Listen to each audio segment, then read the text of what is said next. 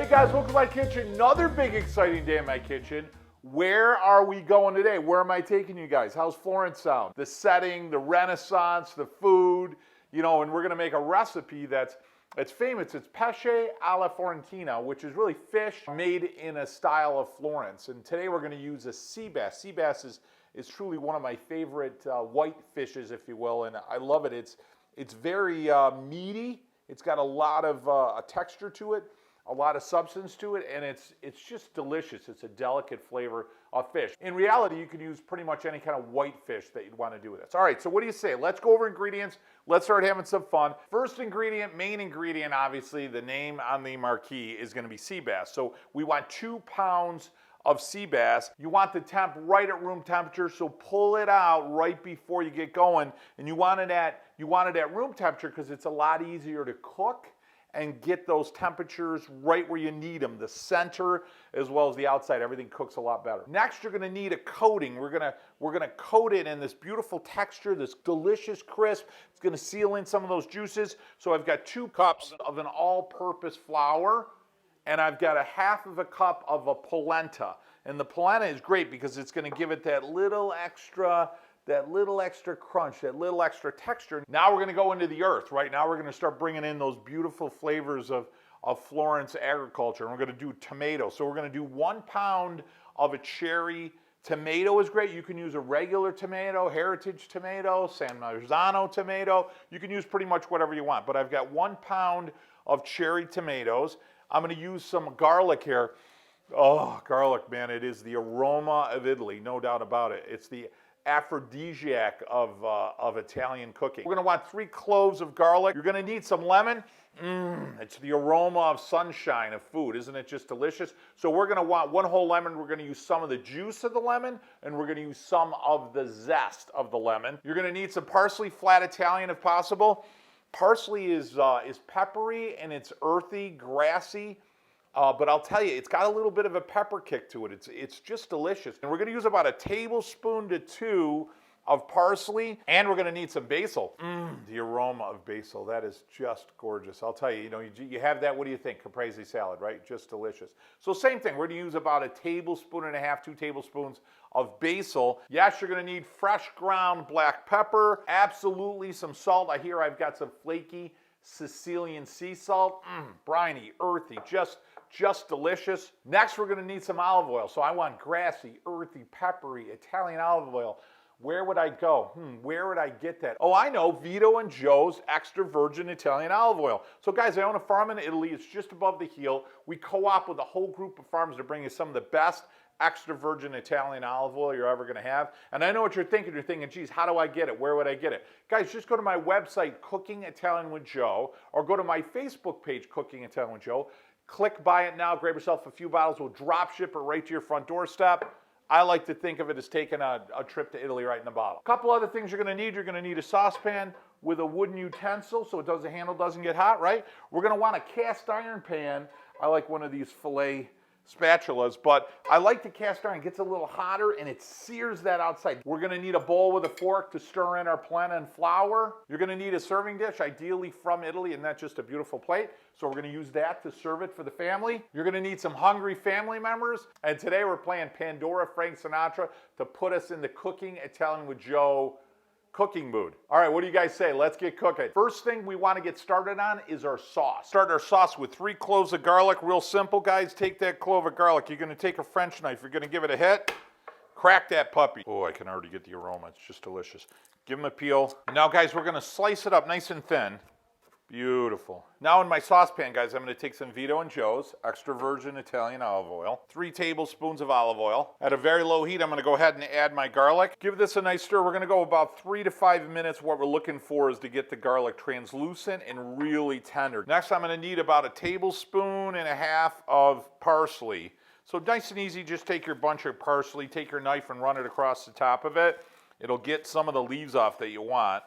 That's more than enough right there. And now just go through your parsley, get rid of any of your stems. My parsley's been cut and destemmed. I want to do a rough chop on it. Next, I'm going to take my tomatoes and I want to cut them up in 3 slices or more. Our tomatoes are done, guys. Don't those look beautiful? Oh, just gorgeous. Our garlic is tender, warm, and translucent. Now I'm going to add our tomatoes. I'm going to add my parsley. Now give this a good gentle stir. Oh, don't those colors look just gorgeous? I mean, it looks like Italy right there, doesn't it? Keep that heat nice and low. I'm going to add a heavy pinch of salt. I'm going to add a half a teaspoon or more of freshly ground black pepper. Again, give this a nice gentle stir. Now we're just going to let this tenderize and cook down. While our tomato sauce is going, I'm going to take 3 tablespoons of olive oil, put it in our cast iron pan, and I'm going to turn the heat on that medium to medium high. While my pan's getting hot, I'm going to take my sea bass at room temp, and I'm going to season it. Sprinkle of salt, sprinkle of black pepper, flip it, sprinkle of salt, sprinkle of black pepper. Set that aside. I'm going to take my dredging bowl. I'm going to take my 2 cups of flour. I'm going to take my half of a cup of cornmeal. Now I want to season my polenta flour mix. I want to take a half a teaspoon of salt, half a teaspoon of fresh ground pepper. Take a fork and give this a thorough stirring.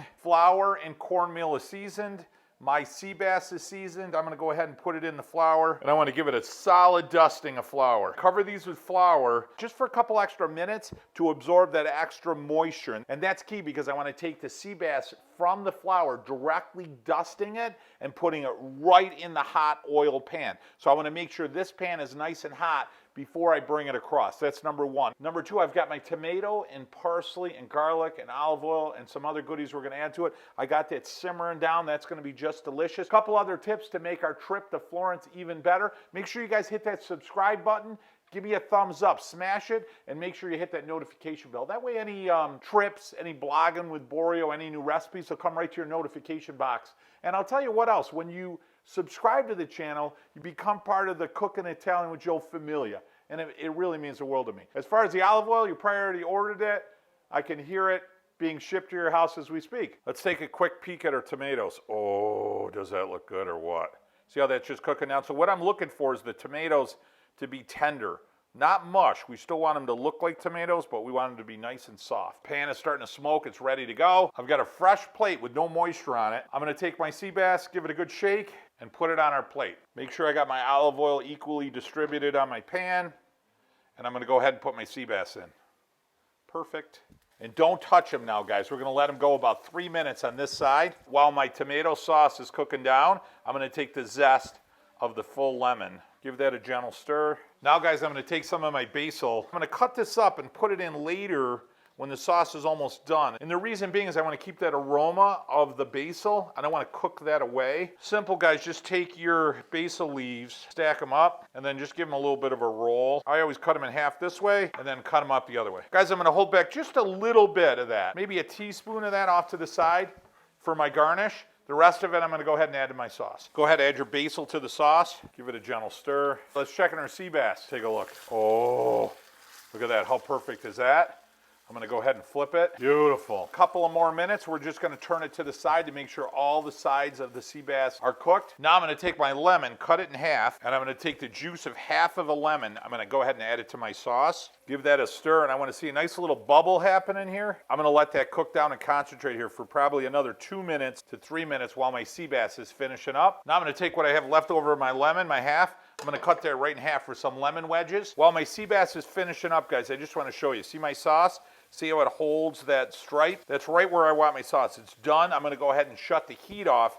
Keep it in the pan until you're ready to plate. First thing I'm going to do is take my tomato sauce. I want to get every morsel out of there. Now, guys, I'm going to go ahead and plate my sea bass right on top. Oh, does that look delicious or what? I'm going to finish it off with my last bit of basil. Hey guys, welcome to Florence. Favorite time is our taste time. I'm taking that puppy right there. First thing I'm going to do is grab my plate, grab a nice bed of Florence here right on the bottom. I'm going to go ahead and grab my favorite piece of bass right there. Grab my lemon wedge, give it a nice little drizzle. How perfect is that? Do you feel like you're in Florence? So now I'm going to go ahead and take a perfect bite. Yeah, look at my sea bass. See how it's flaky all the way through? It's still steaming. And now what I want is I want a little bit of that flavor of Florence. I want that perfect bite. Because remember, that's the whole point of those tomatoes and garlic and basil. Oh, look at that. Is that gorgeous or what? You ready? Boy, I wish I could put it right through the camera for you guys. Oh, the aroma. It's mostly tomato. You know, you get the pomodoro, right? The aroma. And the fish. It's hot. A little bit of the basil. Tomatoes really come through.